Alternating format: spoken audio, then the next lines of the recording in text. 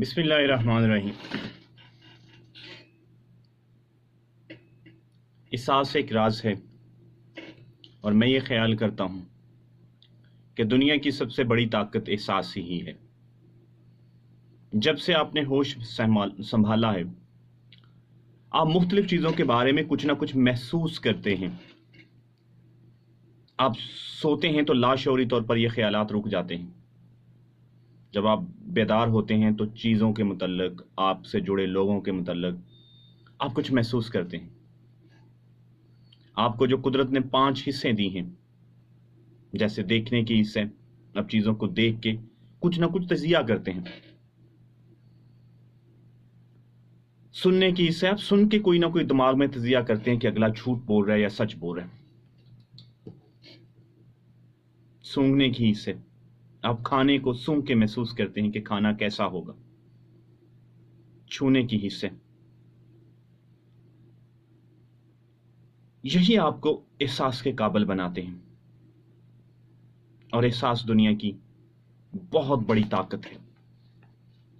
अगर आप में एहसास नहीं है तो आप एक लाश हैं।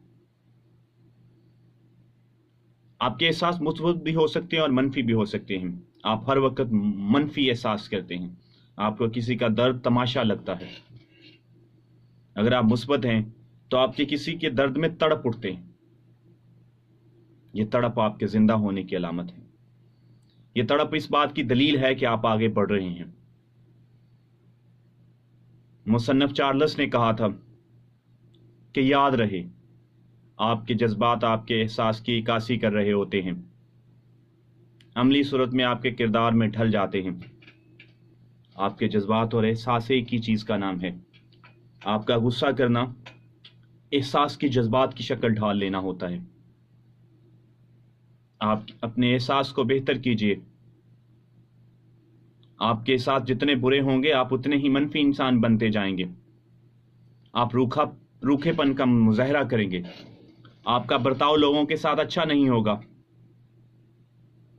आप प्यार की दौलत से महरूम हो जाएंगे जनाब। और प्यार और मोहब्बत का कोई पैमाना नहीं होता, याद रखिएगा। इसी तरह से जज्बात का भी कोई पैमाना नहीं होता। मोहब्बत और नफरत के पैमाने हद से ज्यादा बढ़ सकते हैं।